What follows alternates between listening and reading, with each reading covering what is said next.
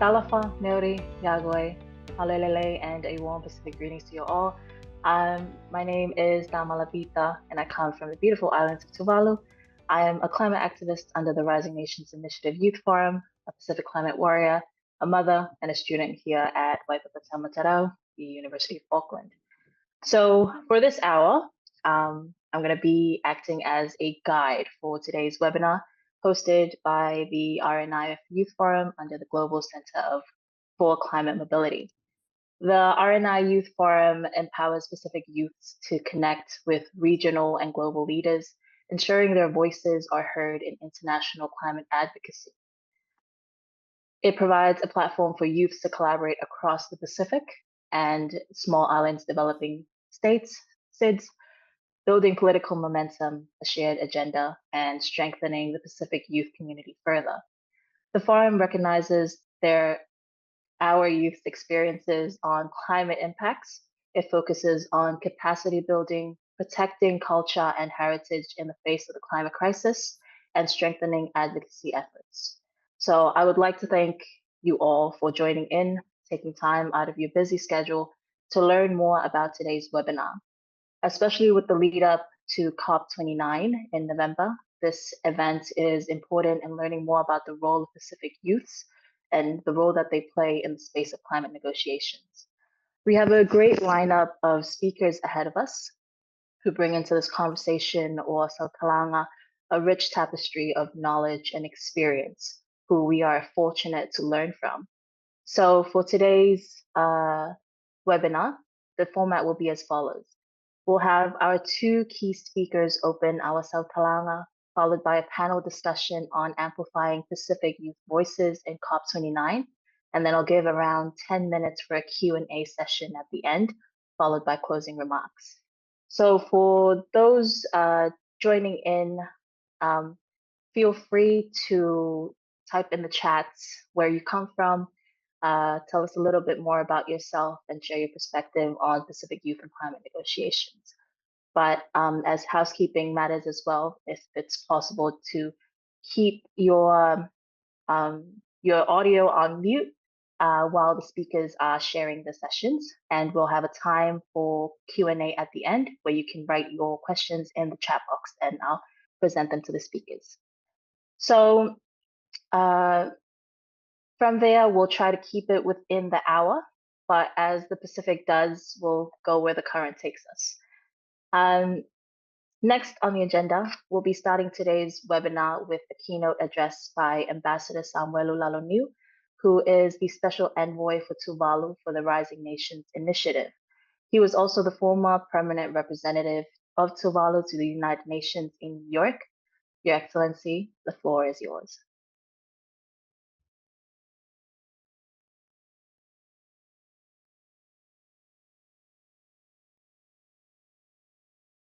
Sorry, Your Excellency. Is it? Please unmute.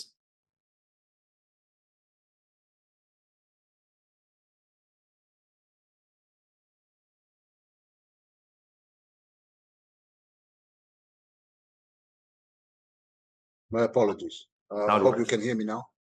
Yes, thank you. Okay. First of all, I want to thank Moderator Damala for that excellent introduction, and it's just a wonderful time to see and to actually learn that so many of youths are joining in.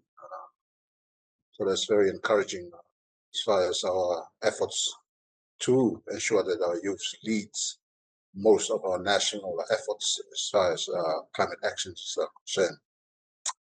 So thank you for inviting me to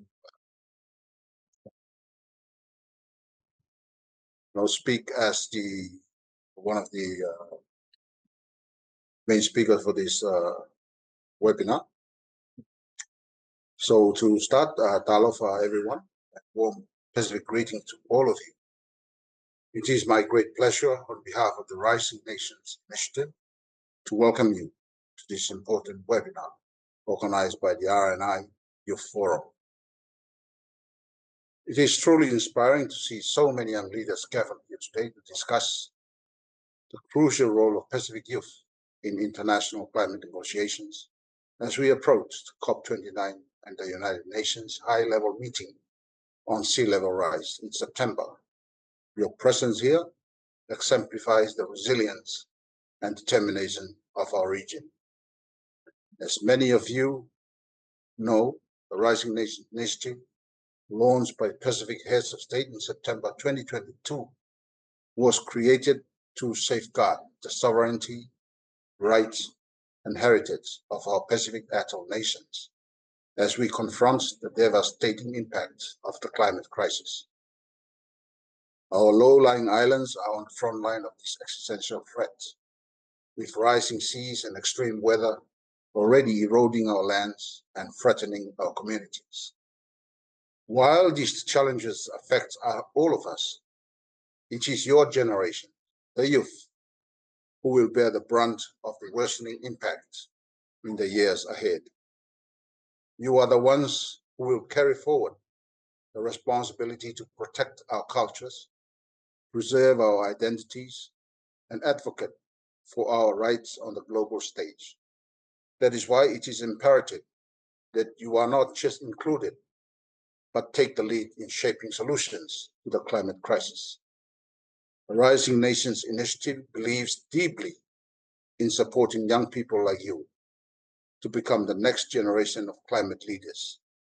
We recognize that to secure the future of our nations, we must invest in your capacity to engage meaningfully in both local and international climate efforts.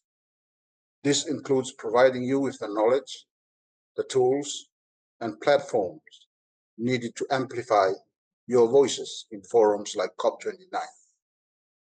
It is particularly encouraging that the Rising Nations Initiative Youth Forum is being shaped by youth for youth. We have seen the spirit of leadership in action, with inspiring examples from the Pacific youth advocates who have already represented us on the global stage, including at COP27 in Egypt and COP28 in the United Arab Emirates. These youth leaders, some of whom will speak later in this webinar, have demonstrated what is possible when youth step forward with vision and courage. Today's discussion is a continuation of this work as we come together to explore how Pacific youth can more effectively engage in the international climate processes. I hope that this conversation not only highlights the challenges, but also the opportunities for youth to drive impactful change in climate negotiations. By uniting your voices, building alliances, and sharing your experiences, you can ensure that the unique perspectives of Pacific youth are front and center at COP29 and beyond.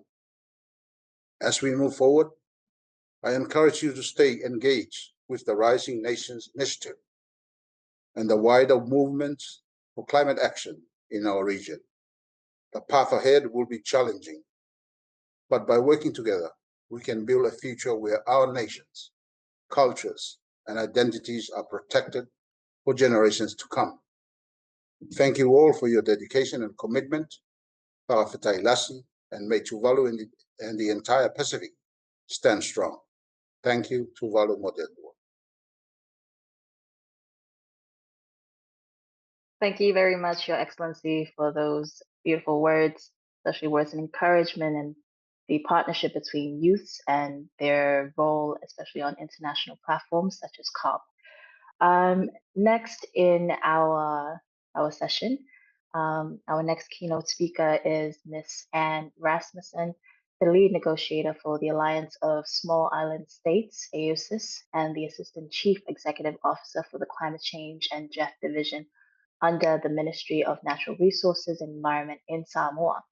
Ms. Rasmussen is quite famous for her statement under AOSIS at last year's COP29 closing plenary, and we're grateful to having her take part in this kalanga. Ms. Rasmussen, the floor is yours. Thank you very much, Tamara, for the introduction and also the those kind words. I'm very honored to be able to speak to the youth from the Pacific Islands and our small nations today and our distinguished delegates. I speak on behalf of the Alliance of Small Island States, as you have alluded to, and speak also on behalf of the chair of the Alliance of Small Island States. We know that youth remains a core group that small islands, when advocating for climate justice across the UNFCCC negotiations, as well as in other climate change forum, including the Sea Level Rise meeting in New York in September. This is mainly due to the fact that climate change, of course, as you all know, has implications that are felt by everyone, including the elderly, the disabled, the youth, the children, climate change, and does not discriminate. So while we as a core group feel the need to also rise up to the challenge to address the impacts of climate change, we should also keep in mind that it's a collective effort. It doesn't discriminate. It's across the board and affects everyone: the youth, the young, and the elderly and the children. So it's across the board, and we must, in order for the youth to work, we have to take into account the whole collective approach to climate change. I myself engaged in the process as a youth earlier on, before any of you, I think.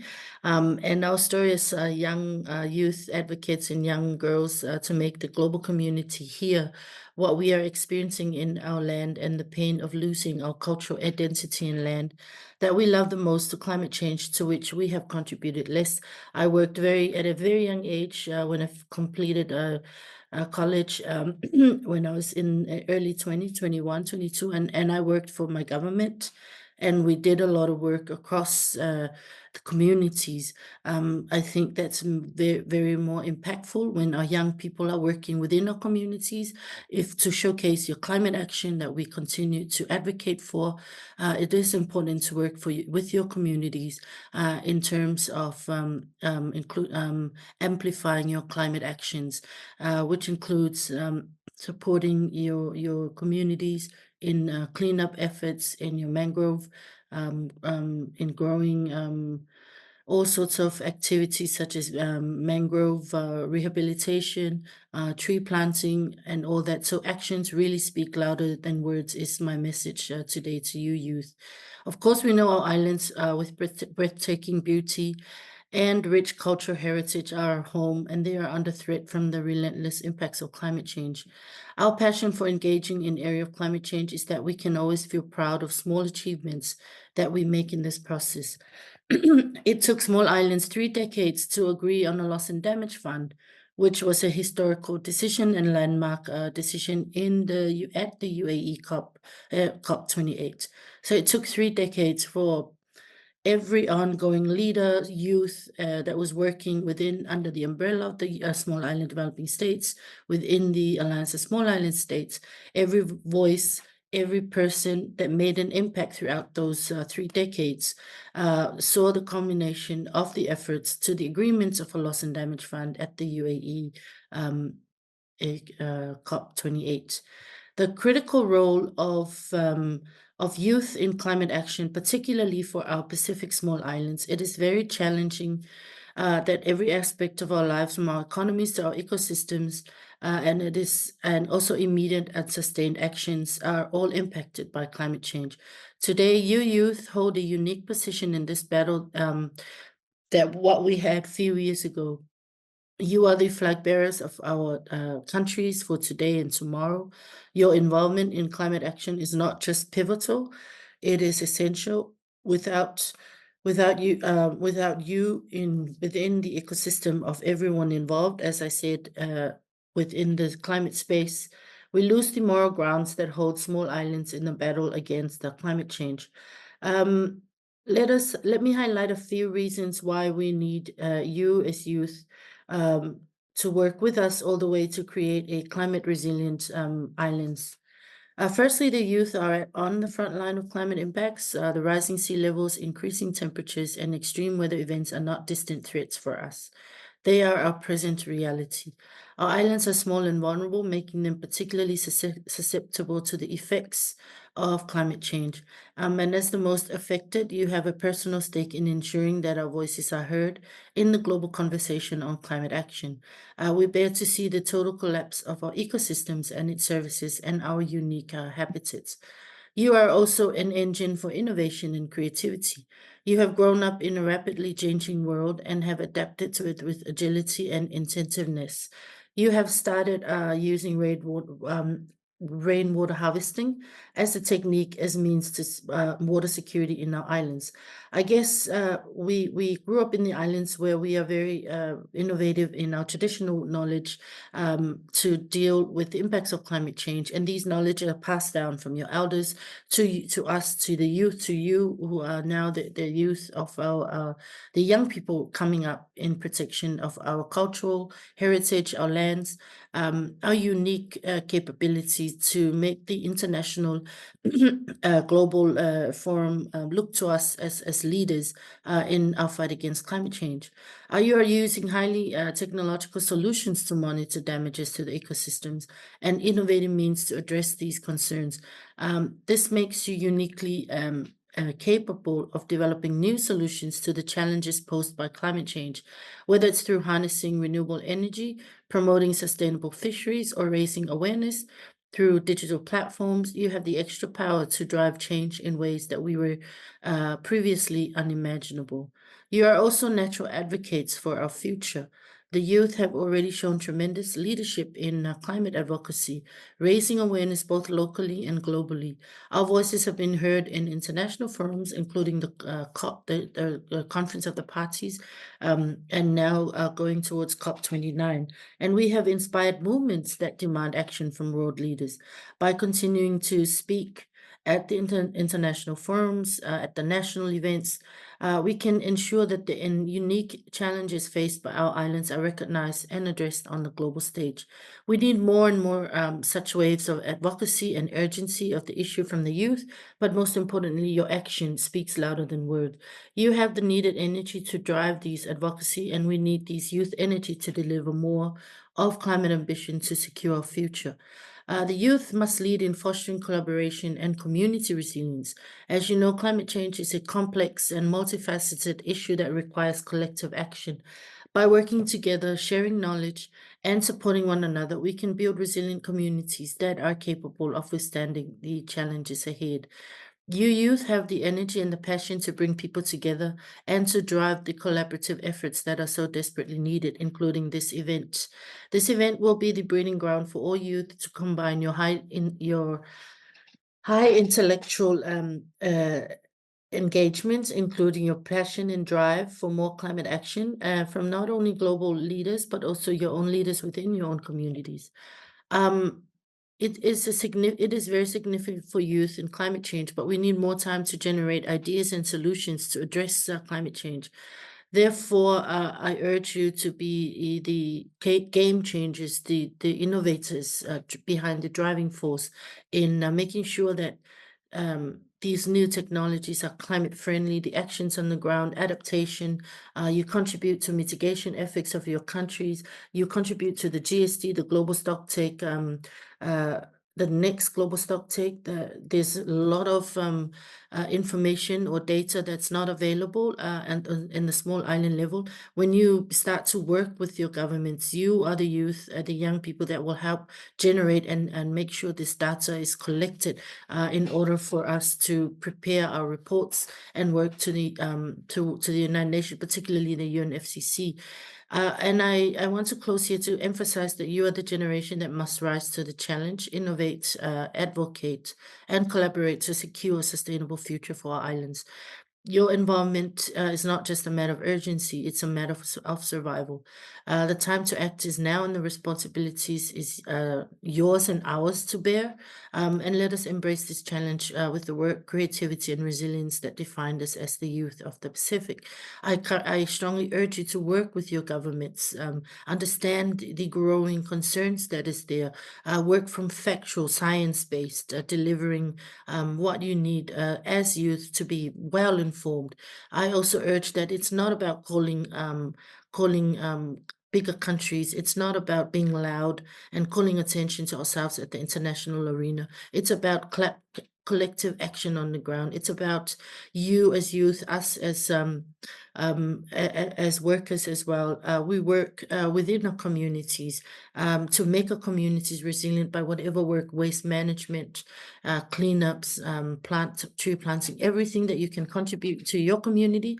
It's a saying, there's a saying in one of our youth works, and I think it's one of the slogans that we have, work locally, but actions, you do your work locally, but the actions resound globally. So I think that's a message that we can bring to our youth. It's really important that not only do we speak loud and be advocate in the bigger arena, it matters that we work on the ground on our work, climate actions at home. With that, I would end and thank you for the opportunity and the time given to myself on behalf of the Alliance of Small Island States to address your forum today. Thank you very much. Thank you very much, Ms. Rasmussen, for that wealth of knowledge, especially driving home the message that climate change really doesn't discriminate and actions speak louder than words. So especially on global platforms, ensuring that we voice out, advocate for our Pacific Islands, ensuring that there's also local action that ties in with it. So thank you very much for your talk on that.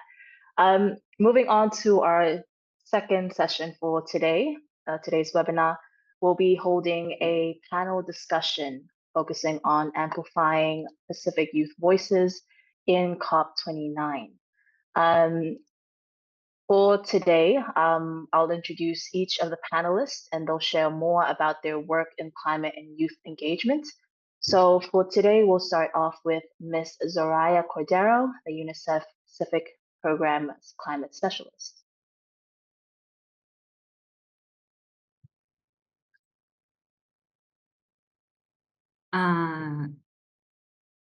Thank you, Tamala. Thank you very much. My name is Zoraya El Raiss, and I'm the Climate and Environmental Specialist for UNICEF Pacific. I'm based in Fiji, but together with my colleagues on the ground, we work across 14 Pacific Island countries and territories. In my opinion, adolescent and young people in the region are leading change toward a more sustainable and equal world. However, although young people are ready to help shape our collective future, their voices and proposals are not always considered in climate decision-making spaces from local to international levels. As stated in the Convention of the Rights of the Children, every person under the age of 18 has the right to participate in the decision-making processes that impact them. In addition, the Sustainable Development Goals, the Paris Agreement, and the UNFCCC identify that all members of the society, especially adolescent and young people, are critical to drive transformative action on climate change. To walk the path toward a healthier, sustainable, and cleaner future for all, children, adolescent, and young people, especially the most disadvantaged ones, need to be informed, engaged, and influence decisions about climate and the environment. And there is also an urgent need to better prepare young people from green jobs and agree on a path towards building a socially just transition. This is a special concern in the Pacific Islands, where a high proportion of youth are not in employment, education, and training. Just to give an example, in Samoa, almost 60% of females and 25% of males aged 20 to 24 years are in this situation. So you know better than me that the Pacific Islands are among the most affected and vulnerable areas to the impacts of climate change, and that children are at the front line of these impacts. The challenges to building the resilience of the communities and the children in this region is huge, and to do so, the government, the UN, the international organization, the civil society, and young people need to work collaboratively. In this regard, UNICEF is working with government, with young people and other stakeholders to institutionalize adolescent and youth meaningful participation and civic engagement in local, regional, and international climate and environment decision-making spaces and negotiations. recognizing participation rates, incorporating them into laws, policies, and practices, and providing the necessary budget support will ensure institutionalized participation rather than short-term one-off participation activities. Also, to ensure that meaningful participation happens, children, adolescents, and young people must be equipped and empowered with knowledge, with information, skills, and confidence through formal and non-formal education, training, awareness, and access to information that is disability appropriate and adolescent-friendly. Social norms and cultural values prevailing in the Pacific Islands region often challenge adolescent participation rights. In this regard, UNICEF is also working with government and with communities to enhance positive norms and attitudes and that support adolescent participation and civic engagement in climate action, and also building the awareness, capacity, and skills of duty barriers to promote and support them. UNICEF is also working with adolescent and youth-led action and advocacy, accompanying them or you to become climate champion from young age. This implies working for and with children, adolescents, and young people to elevate your own voices, perspective, and solutions and ideas through different platforms such as COPs, ensuring that you are heard at the highest levels. Thank you very much for inviting me to this webinar and looking forward to continue the conversation. Thank you so much, Zoraya, for that talk and that little introduction about yourself as well and the work that you do.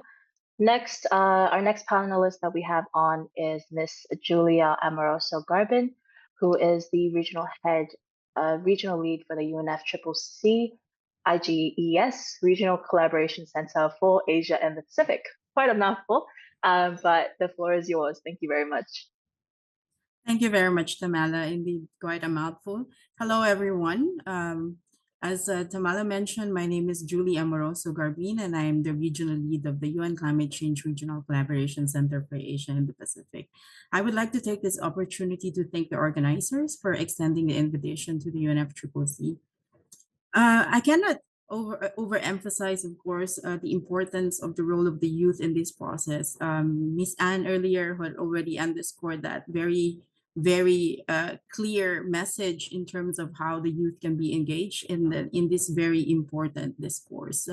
So from the UNFCCC side, of course, we value these initiatives because we recognize that, again, the youth has a very important role in this very important climate discourse. As you know, the UN Secretary General Antonio Guterres is currently in the Pacific and has been visiting the different islands in the region, and is attending the Pacific Islands Forum, whose key focus includes climate change and the impacts that it has in the different countries in the region. In earlier engagements with Pacific leaders, the Secretary General has emphasized how climate action is critical for the Pacific, that despite its very insignificant contribution to the greenhouse gas emissions, the Pacific remains at the front line of sea level rise and extreme weather events, including tropical cyclones and ocean heat waves. The UNFCCC team, along with a number of regional partners, was actually in Samoa 2 weeks ago to deliver capacity building support to Pacific Island countries on nationally determined contributions and the Article 6 mechanism of the Paris Agreement. And I am proud to mention that in delivering this very targeted capacity building support, we were also able to bring a total of 7 youth participants that were engaged in this 4-day event. So I'd like so maybe for this particular intervention, what I would like to highlight is in terms of what are the policy frameworks from the intergovernmental process that specifies youth engagement. This might not be new for you. Some of you are already involved in this one, but let me just maybe highlight them for the purpose of this intervention. As you know, under the UNFCCC process, we have the Action for Climate Empowerment, or the AIM, or the ACE. This aims to empower all sectors of society, including the youth, through 6 elements. First, education, public awareness, education, public awareness, training, public participation, public access to information, and international cooperation. And this has been established under the process to also, broaden the participation of the youth in the climate process. Second, I would also like to highlight the role of the youth in developing and implementing the national adaptation plans and the nationally determined contributions and other relevant processes under the UNFCCC.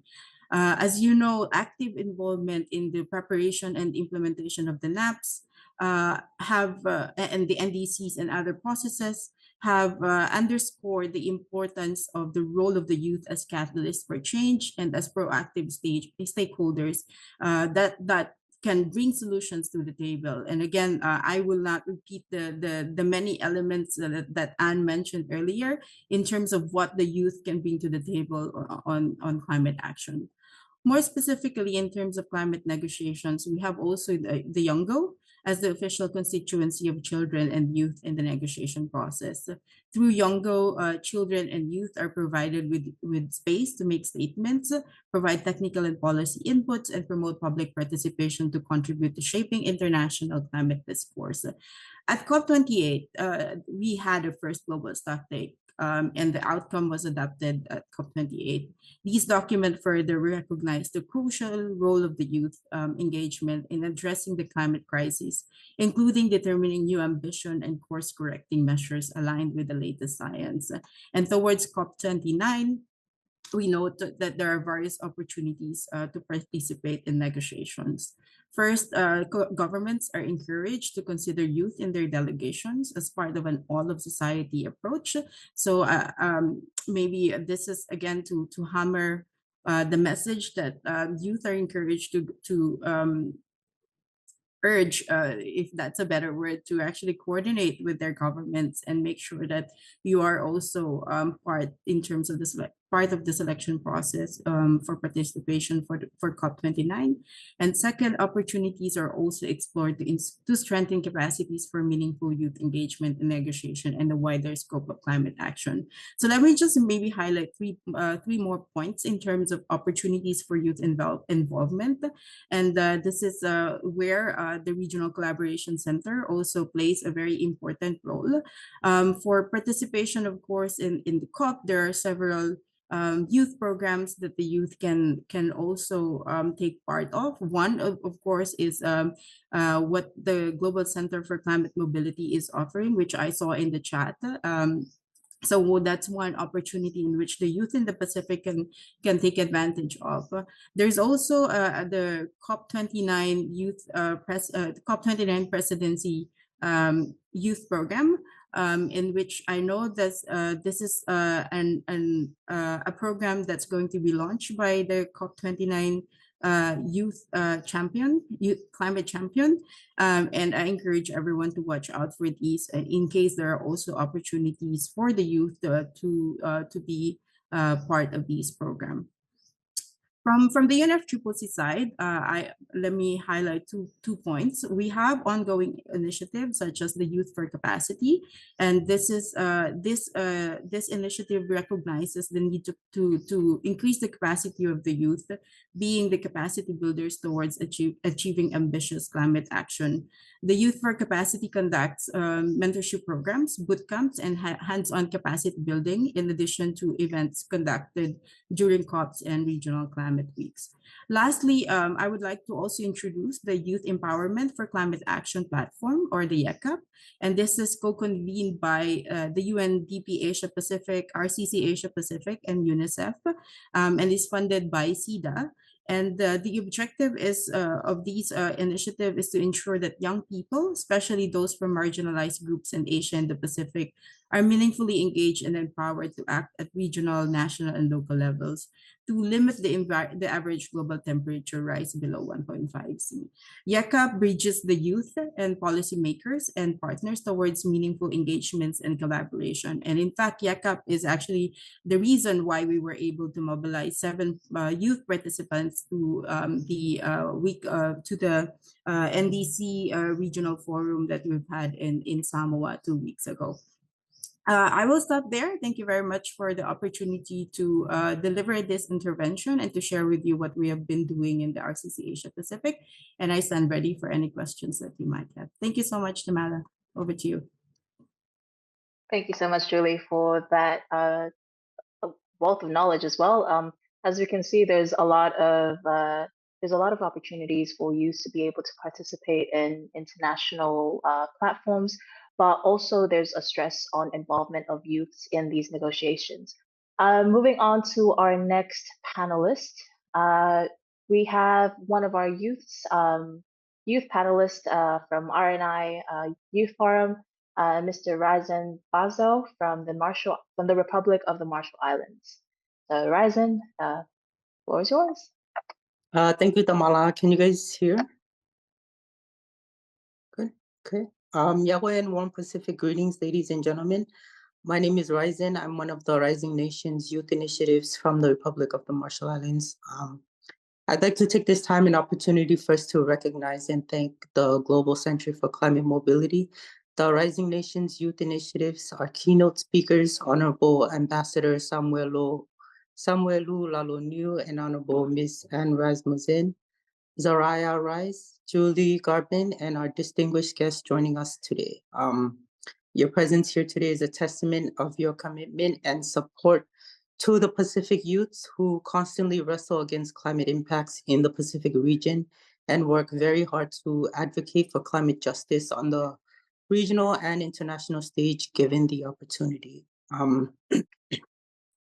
One of the topics that I wanted to highlight and bring up in this webinar is the unique role of Pacific youths in global climate negotiations. It's crucial and important for Pacific youths to have a voice in global climate negotiations to pave the way for our future, because the youths are the leaders of tomorrow. And I also want to share with you all a little bit of what's going on here in the Marshall Islands and how the youths are being involved in climate advocacy.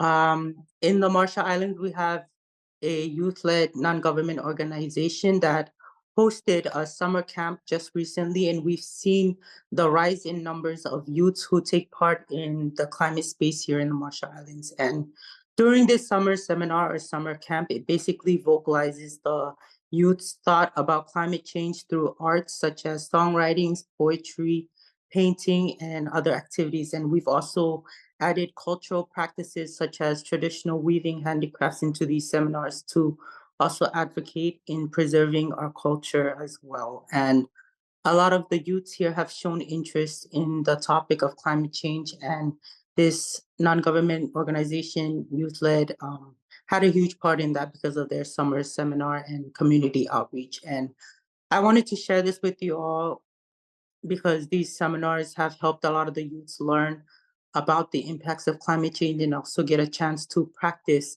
using their skills and voices in these spaces. And referring back to the topic discussion, the unique role of Pacific youths in global climate negotiations is very crucial and important because, one, Pacific youths bring together the thoughts and ideas of how locals or communities would feel is the best way to address some of the issues that we are facing. And they bring these ideas and thoughts to the international level to ensure that what is being done and what is needed to be done on the local community level is also being heard and implemented on the international and global level. And two, the Pacific Island youths are very passionate in safekeeping their culture and heritage.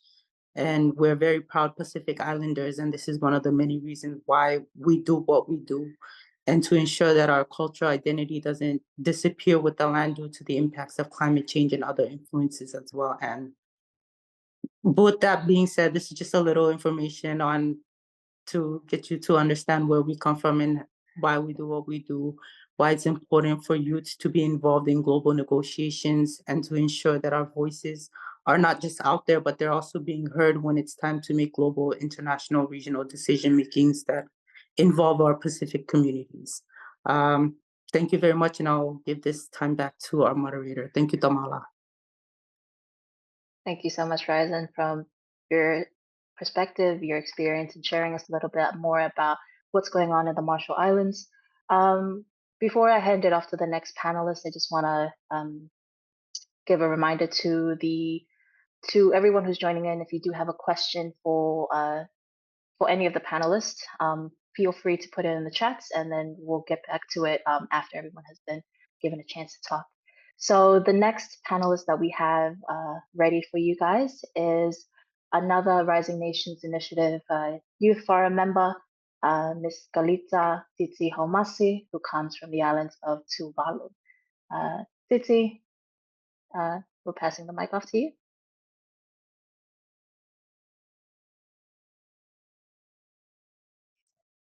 Aloha, everyone. Can you guys hear me?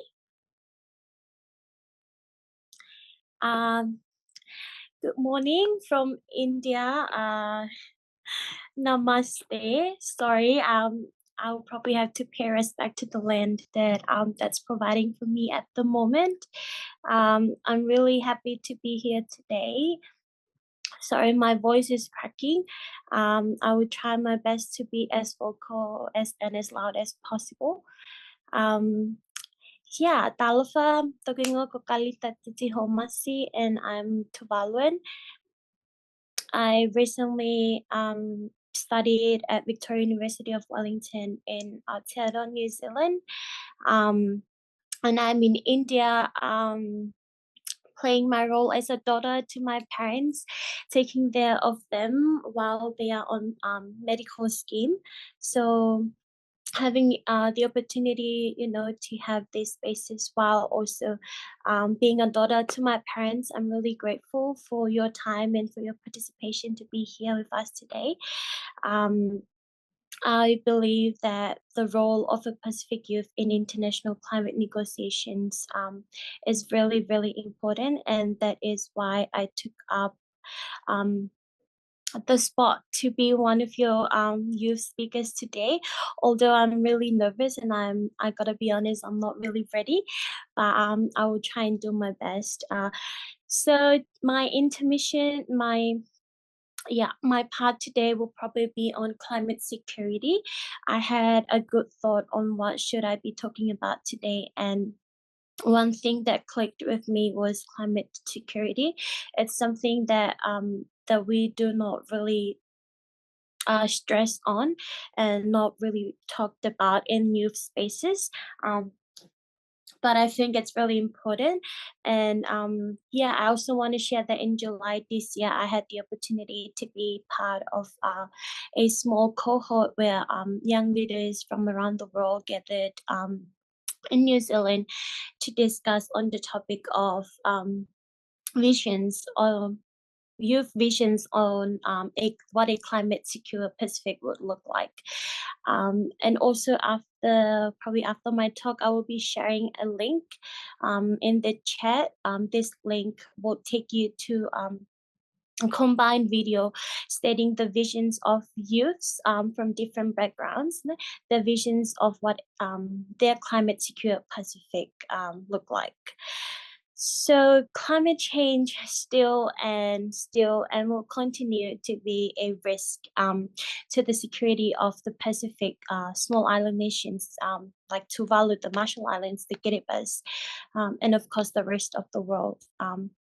The fight for sovereignty on land due to sea level rise, the sovereignty on our seas, our maritime boundaries, natural disasters, displacement, our identities, difficulties, that is our cultures and traditions, all and all so on, the list goes on. There are many challenges that we face because of climate change.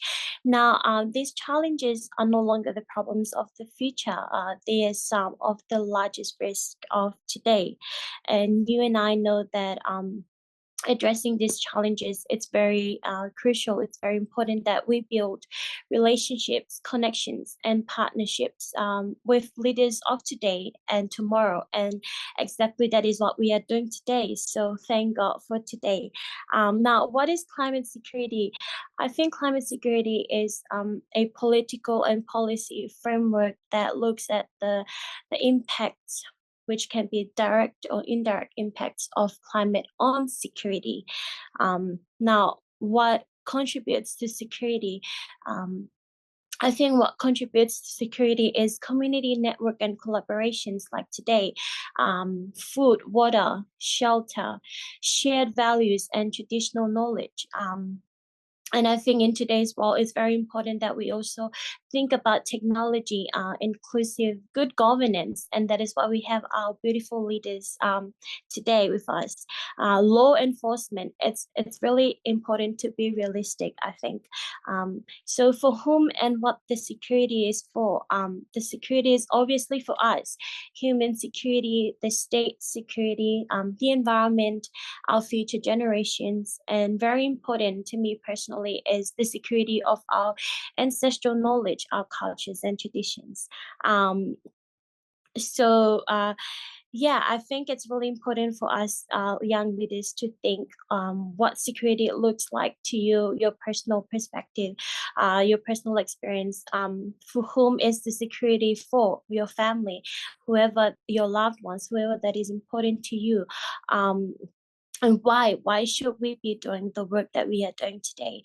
I believe that preserving knowledge, culture, and the ways of life is the foundation of climate security in the Pacific. With the climate change hazards, particularly sea level rise, the threatening of our existence and the vulnerability of our communities, our islands, and our entire nations in the Pacific. We know that we Pacific Islanders have a strong connections to our homelands, exemplified by the passing down of our unique cultural, our environmental, and our ancestral knowledge. I myself, my vision of a climate security must include opportunities to preserve this knowledge and practice for our future generations, and to be able to honor the wisdom and the knowledge that our generations before us have acquired and have saved and preserved for us.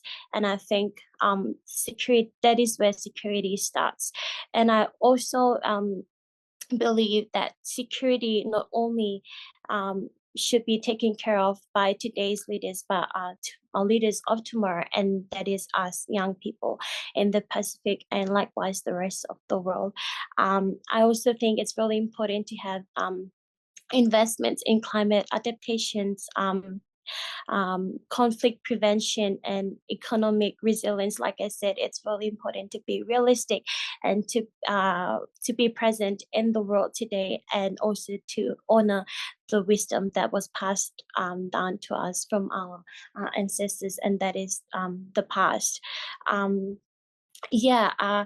I think that is my intervention today that is on climate security, and I'm really, really open to any question. I know I might have been mumbling the whole time, but I'm really happy to share the video that we were able to put together on visions of what a climate secure Pacific should look like for young people, and not only in the Pacific, but the rest of the world. Really grateful to be here, and thank you for the opportunity of Tailasi. Thank you so much, Titi, for the talk that you gave, especially on climate security and the importance of ancestral knowledge and the preservation of culture, especially in the climate crisis that we're currently facing. Our next panelist that we have in store is Mr. Bernard Kato Ewekia from Tuvalu as well. And when you're ready, Kato, we'll hand over the mic to you. Tamala, can you hear me? Thumbs up if everyone can hear me. Great. Hello everyone. My name is Bernard Kato Ewekia. I am from Tuvalu. I'm 27 years old. I believe majority of the points that I need to talk about was covered by my colleagues here, Titi and Ryzen. Today, I'll stress more on the participations of youth and their involvement in this negotiation spaces. I'm a young activist, and I have attended 3 COPs in the last 3 years, and I find it hard for me to deliver the message from our government. And also, I believe that it is not a problem, not only a problem with Tuvalu youth, but also around the Pacific. I believe it's really important that the youth are not only involved in the negotiation spaces in COP, but also we would love to be involved, with the planning and discussions, and also the spaces that we need to know what are the plans in the government, so that when we are in these spaces in the public, we know what to deliver to the public, so that we don't look what's the right word? We don't look messy, or so that we can deliver the right message that you want our youth, to deliver to the public. And also, I would love and salute to all the youth that I've met around in these spaces. They gave me the courage, they gave me the confidence to speak in public, because one, I'm not really a good English speaker, but the way that they spoke, even though their English were not good, it gave me the confidence for me to deliver the message that I want, that the government, and what I want to deliver to the public. So yeah, that's all from my side, and I thank everyone who is joining. I thank you, Tamal, for the opportunity as well. Over to you. Aftailasi Kato for your input on today's webinar. Kato was talking about some of the barriers to youth participation in youth negotiation spaces, but he has a great way of participating in regards to him being a musician. He's looking at us like, oh no, but there are different modes and different ways in which you can participate, and you can share the knowledge and your experience in regards to being a youth in these types of spaces. So thank you very much for our panelists for sharing what their experiences, their perspectives on the matter so far. Again, as I said before, we are opening to our third part of this webinar for the last around 7 minutes. The chat is still open for any questions that you guys have, but I will open it from a question from my side while you guys are thinking about the different questions that you guys have for our panelists. One of the questions that I would like to pose towards our youths in this panel, especially in regards to your experience in COPs and the past COPs, what barriers or what steps would you like to see taken from other stakeholders, especially in regards to your governments or other NGOs, in making sure that you are able to participate impactfully during the COPs? So it's open to any of you who would like to respond, but just making sure that those who are also tuning in, they can understand how they can better and be involved in regards to COP. What are the barriers they could be facing, as well as how to overcome them. So up to you guys.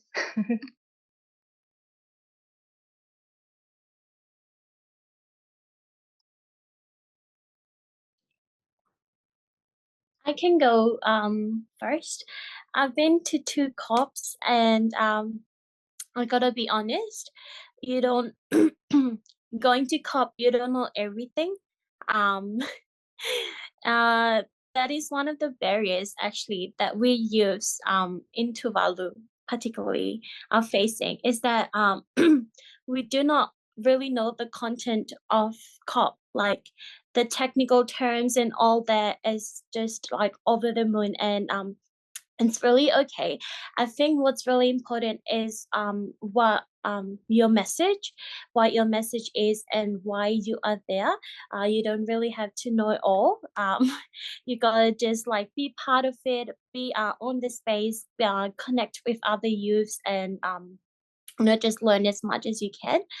And yeah, just put yourself out there. I think that is one of the ways to actively participate in COP. Yeah, be it in the side events or the negotiations rooms. Really, it's just putting yourself out there and be open to opportunities, because there are heaps of opportunities out in those spaces. Thank you so much, Titi. I think that's a beautiful answer, especially going in as youths. A lot of time, the perspective is that we have to know everything on certain things, and if we don't, we're looked down on. But it's very good to know that even in spaces like that, you have to be your true self. You have to go in with what your message is and stick to it and make sure that it's very impactful for everyone. I guess my other question to anyone on the panel, I think we'll just have one more question and then we'll leave with closing remarks. One of them is, so can you give a time in which you leverage your role in COP or other platforms to drive more meaningful impacts for youths or as a youth? So how have you utilized your time in that space to be able to amplify your message as a youth or on behalf of youth?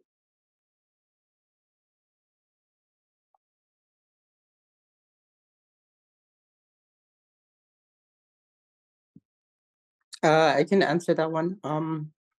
Thank you, Tamala, for the question. Like I mentioned before, it's very crucial and important for youths to have their voice be echoed and heard, especially when it's relating to addressing climate change impacts in the Pacific, because the Pacific is our home. The youths are the leaders.